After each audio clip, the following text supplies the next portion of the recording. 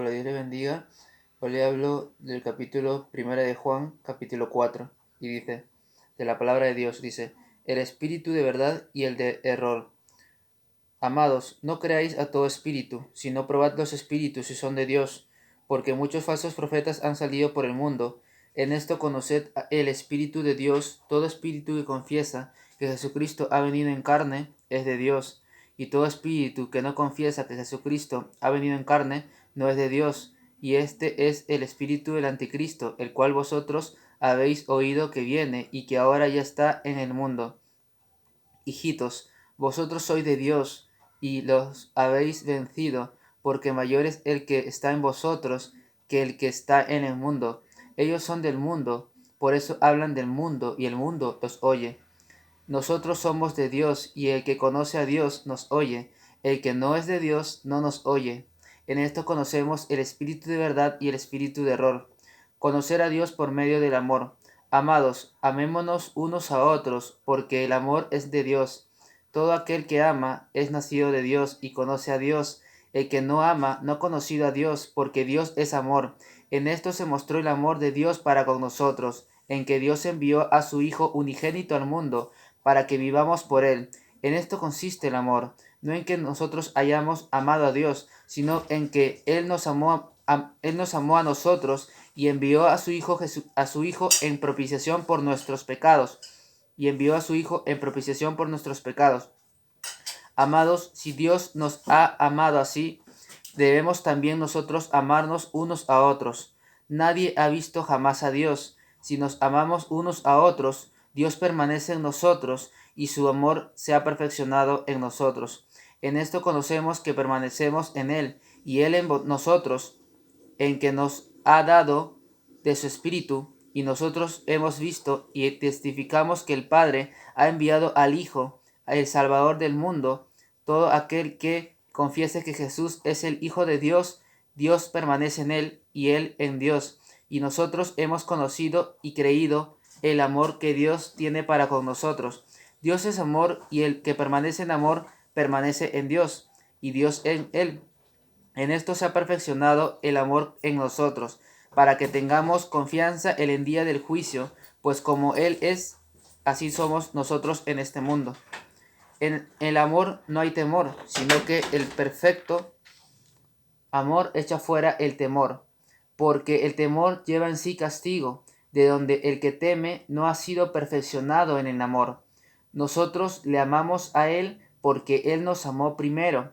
Obediencia a los mandamientos de Dios. Si alguno dice yo amo a Dios y aborrece a su hermano, es mentiroso, pues el que no ama a su hermano, a quien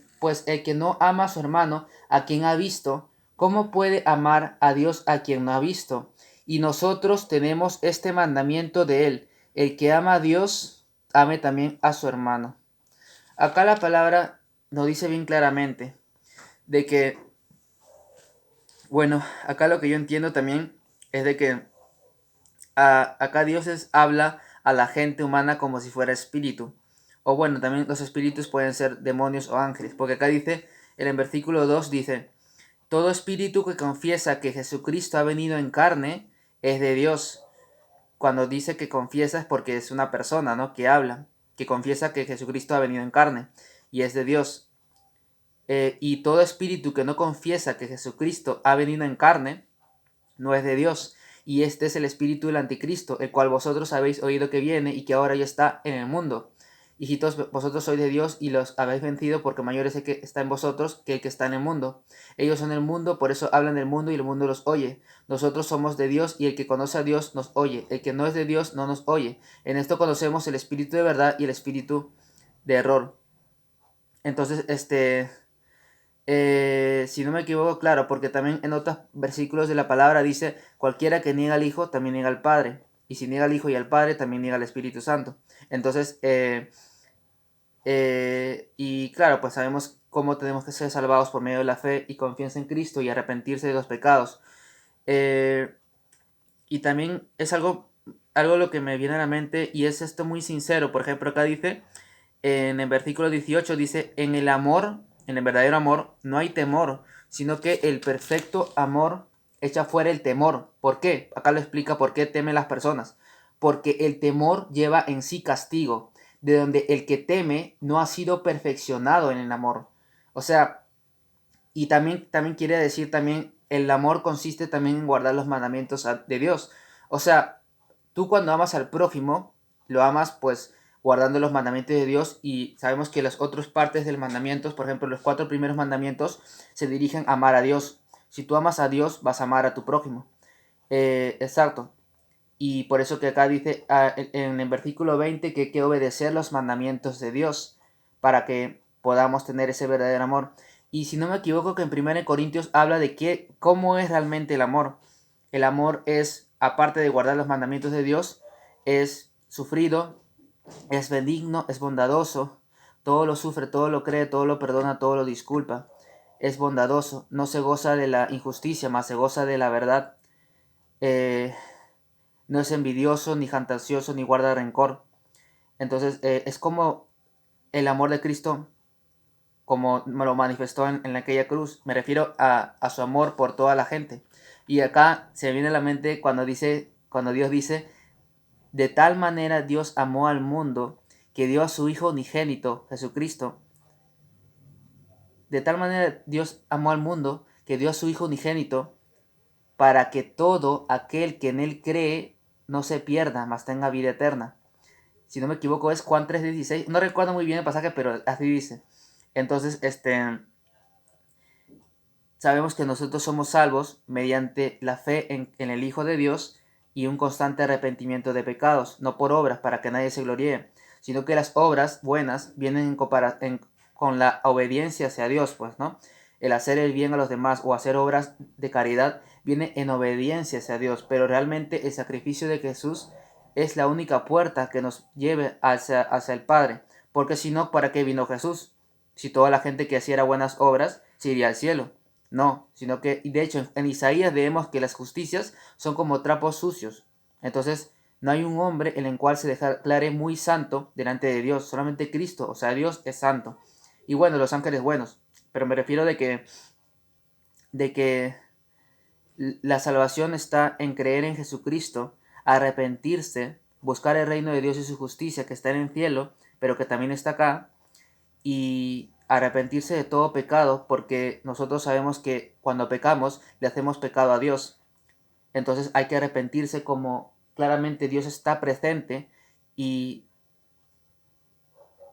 perdonar mutuamente las ofensas de la gente, y pues arrepentirse individualmente de los pecados que le hagamos a Dios. Por eso que yo sé que esto no viene al tema, pero les invito a leer los evangelios, que nosotros tenemos que perdonar siempre a los demás y también arrepentirnos de nuestros propios pecados.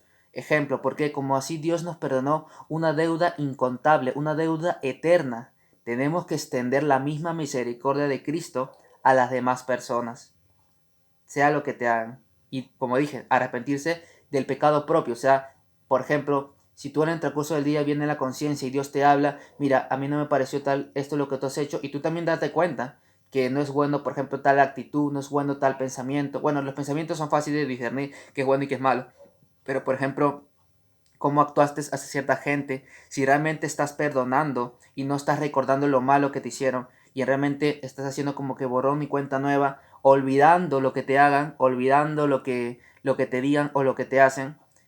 Y eso, pedir a Dios que nos limpie interiormente, y nosotros también pensar en que si la gente nos falla, todo obra para bien para los hijos de Dios. Por eso que nuestra mirada tiene que estar en Cristo Jesús, en Dios mismo, no en la gente, sino en Cristo. Amén. Dios le bendiga. Espero que haya sido de edificación esta pequeña enseñanza, que lo compartan y ustedes también compartan con otras personas individualmente o en grupo la palabra de Dios, y que sea Dios fortaleciéndoles y ayudándoles, porque Él es nuestro amparo en las tribulaciones. Amén. Bendiciones, amados hermanos.